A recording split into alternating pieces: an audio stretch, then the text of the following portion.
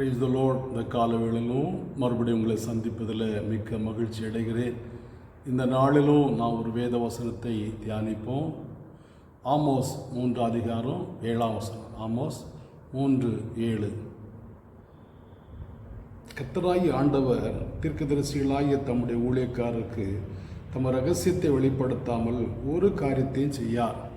இந்த வசனத்தில் வாசிக்கும்போது கர்த்தராகிய ஆண்டவர் தம்முடைய ஊழியக்காரர்களாகிய தீர்க்கதரிசிகளுக்கு அறிவிக்காமல் ஒரு காரியத்தையும் செய்ய மாட்டார் என்று இங்கே நான் வாசிக்கிறோம். பிரியமானவர்களே, சில பிள்ளைகள் பெற்றோரிடம், அப்பா நான் இந்த தொழில் செய்ய போகிறேன், இந்த பிஸ்னஸ் பண்ண போகிறேன், இந்த நிலத்தை வாங்க போகிறேன், இந்த வீட்டை வாங்குகிறேன், அல்ல இந்த வாகனத்தை வாங்குறேன் அப்படின்னு சொல்லிட்டு செய்வார்கள். சில பெற்றோர்கள் பிள்ளைகளிடத்தில் எல்லா காரியங்களையும் சொல்வார்கள். நான் இந்த காரியத்தை செய்ய போகிறேன், இவங்களுக்கு கடன் கொடுத்துருக்குறேன், இவங்களுக்கு இந்த காரியத்தை செய்ய போகிறேன் அப்படின்னு சொல்வார்கள். சிலர் தங்களுடைய நண்பர்களுக்கு என்னுடைய தொழிலில் முன்னேற்றம் ஆகிருக்கிறது, இன்னொரு கிளை ஆரம்பிக்க இருக்கிறேன், இந்த தொழிலை ஆரம்பிக்க இருக்கிறேன், நிலத்தை வாங்க போகிறேன், அல்லது இந்த நிலத்தில் இந்த வருடம் இந்த தானியத்தை நான் பயிரிட போகிறேன் அப்படின்னு சொல்ல நண்பர்களிடத்தில், நெருங்கின நண்பர்களும் சொல்லிக்கொண்டு அந்த காரியங்களை செய்வார்கள். இதே போல் இங்கே ஆமோஸ் சொல்லுகிறாரு, கர்த்தராகிய ஆண்டவர் தம்முடைய தீர்க்கதரிசிகளாகிய ஊழியக்காரருக்கு சொல்லாமல் ஒரு காரியத்தை செய்ய மாட்டார் என்று இங்கே குறிப்பிடுகிறார். பிரியமானவர்களே, நம்முடைய ஆண்டவராகிய தேவன் தம்முடைய ஊழியக்காரருக்கு நமக்கு சொல்லாமல் எந்த காரியத்தையும் செய்ய மாட்டார். ஏதோ ஒரு கோணத்தில் அவர் சொல்லுவார். சில நேரத்தில் நமக்கு அது புரியாது, அந்த வார்த்தை நமக்கு கேட்காது, அல்லது புரியாத புதிராய் காணப்படும்.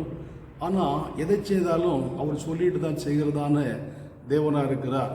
நாம் 18 அதிகாரம் வாசிக்கும்போது சோதோமை அழிக்க போகிற என்பதை ஆண்டவர் ஆபிரகாமுடைய வீட்டில் வந்து, பாருங்கள் எவ்வளோ அழகான சம்பவம்.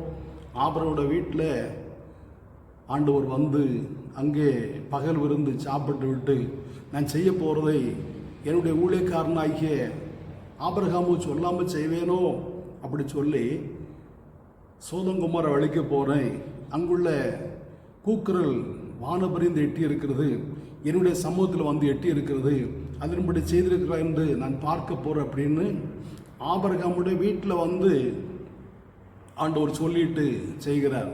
பாருங்கள், அந்த இடத்த கொஞ்சம் யோசித்து பாருங்க. ஆண்டவர் வானத்தில் இருக்கிறார், வானம் எனக்கு சிங்காசனம், பூமி எனக்கு பாதப்படி என்று சொல்லப்படுகிறது. அவ்வளோ பெரிய ஆண்டவர் ஆபிரகாமுடைய கூடாரத்தில் வந்து அவர் தன்னுடைய காரியத்தை சொல்லுகிறார். ஆபிரகாமுடைய வீட்டில் நாற்காலி இருந்திருக்காது.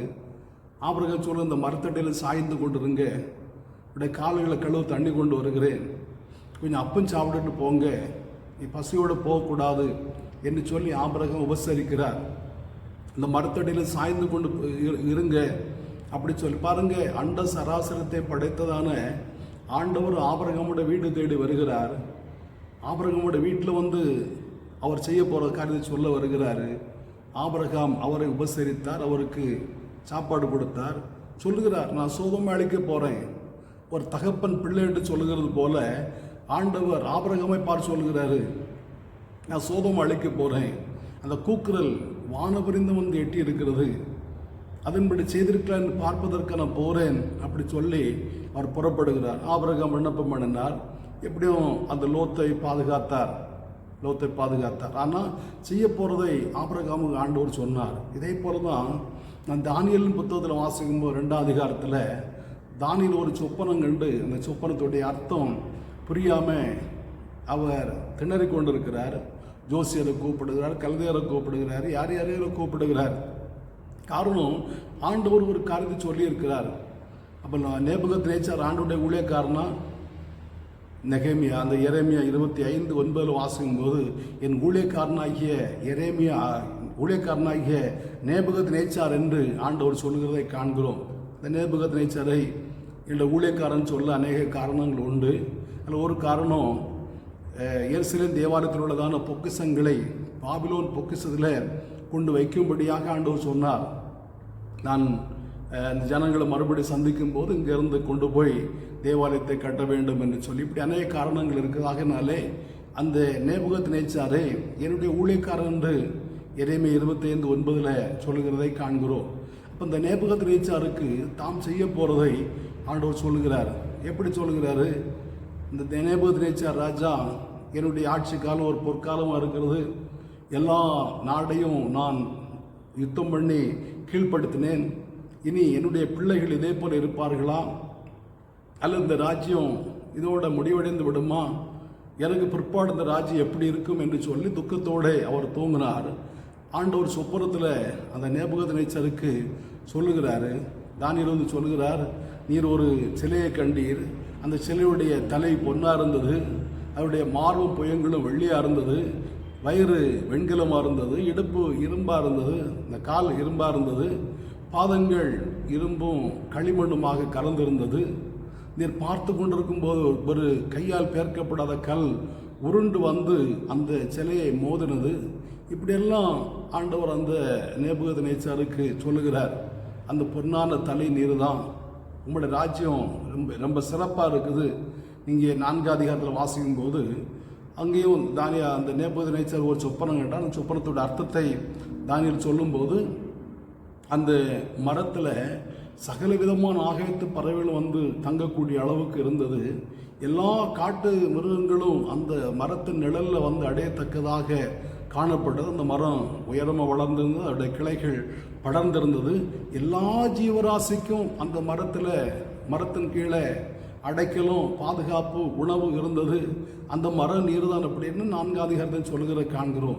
அப்போது இங்கே 2ஆம் அதிகாரம் வாசிக்கும் போது அந்த பொன்னான தலை நீர் தான், உங்களுடைய ராஜ்யம் ஒரு பொற்காலமாக இருக்குது, உங்களுடைய கையின் கீழே இருக்கிறதான ஜனங்களுக்கு, பாபிலோன் உள்ள ஜனங்கள் மாத்திரமில்லை, நீர் சிறைப்படுத்தினதான கீழ்ப்படுத்தினான எல்லா ஜனங்களுக்கும் நீர் தலைவராக இருக்கிறீர். எல்லா ஜனங்களும் உம்முடைய ஆதரவில் ஆதரிக்கப்படுகிறார்கள். ஆகையினால் உம்முடைய காலம் பொற்காலம், அந்த பொன்னான தலை நீர். அதுக்கு அடுத்தது உம்முடைய பிள்ளைகள் வெள்ளியை போல இருப்பார்கள், உம்மை போல் அந்த அளவுக்கு திறமையாக இருக்க மாட்டார்கள், கொஞ்சம் அப்படி இப்படி இருப்பார்கள். அவருடைய காலம் பொற்காலமாய் காணப்படாது, வெள்ளியை போல கொஞ்சம் கனம் குறைந்த ஆட்சியாக காணப்படும். இதே போல் திறமையாக இருக்க மாட்டார்கள். அது கீழே உங்களுடைய பேர பிள்ளைகள் வெண்கலம் போல கனம் குறைந்தவர்களாக, விலை மதிப்பு குறைந்தவர்களாக இருப்பார்கள். அதுக்கு அடுத்தது உங்களுடைய கொள்ளு பேர பிள்ளைகள் இரும்பு போல, அதுக்கு அடுத்தது இரும்பும் களிமண்ணும் போல இருப்பார்கள் என்று அந்த நேபுகத்நேச்சார் ராஜாவுக்கு ஆண்டவர் தானியேல் மூலமாக இந்த சொப்பனத்தை சொல்கிற சொப்பனை இதுதான், அது அர்த்த சத்தியம் என்று அந்த 2ஆம் அதிகாரம் கடைசியில் தானியேல் சொல்லுகிறதை காண்கிறோம்.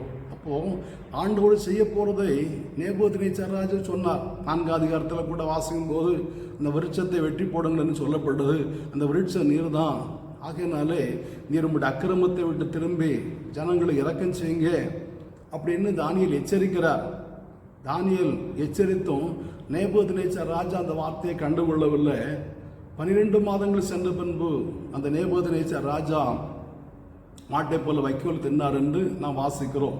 அப்போது நேபுகத்நேச்சார் ராஜாவுடைய வாழ்க்கையில் செய்ய போகிறதான காரியங்களை ஆண்டவர் இந்த நேபுகத்நேச்சார் ராஜாவுக்கு சொன்னார். அதே போல நமக்கும் ஆண்டவர் சொல்கிற தேவனாக இருக்கிறார். நீங்கள் ஒருவேளை கேட்கலாம், நாங்கள் எல்லாம் ஊழியக்காரில் தானே சொல்லுவார் அப்படின்னு. உபாகமத்தில் வாசிக்கும் போது எகிப்திலிருந்து புறப்பட்டதான என்னுடைய ஜனங்கள் என் ஊழியக்காரரே அப்படின்னு ஆண்டவர் சொல்லுவார். அப்படி ஆனால் பாவ அடிமதிரத்திலிருந்து மீட்கப்பட்டதான ரட்சிக்கப்பட்டதான ஜனங்கள் ஆண்டோடைய ஊழியக்காரரே.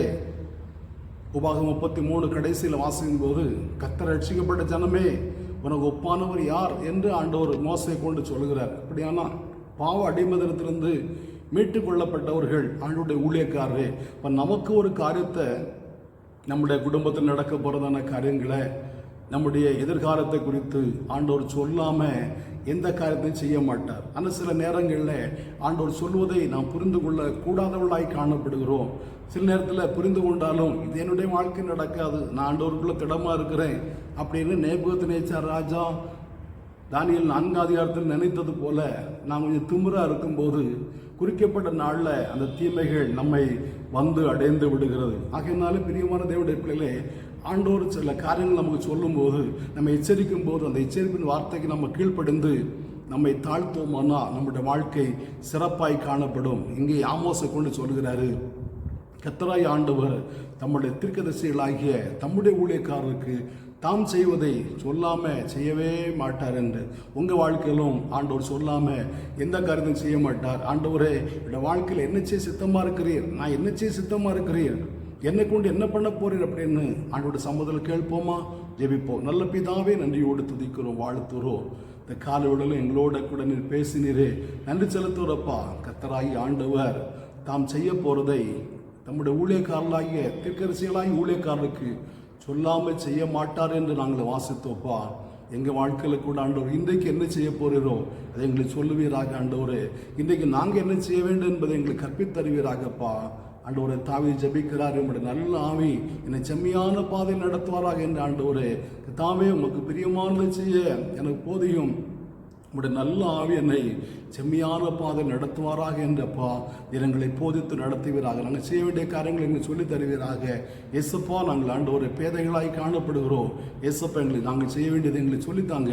உடைய நல்ல நாமத்தை மகிமைப்படுத்துங்க. இயேசு மூலம் பிதாவே, ஆமேன், ஆமேன். ஆண்டவர் நம்மை ஆஸ்வதிப்பாராக.